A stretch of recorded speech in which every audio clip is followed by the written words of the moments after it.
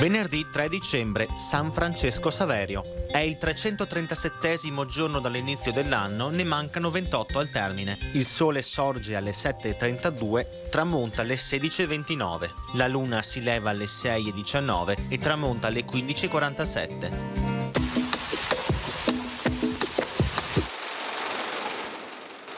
1400.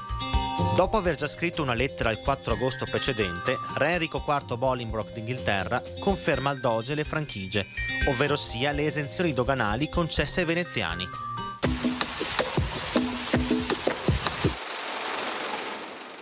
Le previsioni per domani. Cielo in prevalenza nuvoloso, con aumento della nuvolosità in pianura al pomeriggio.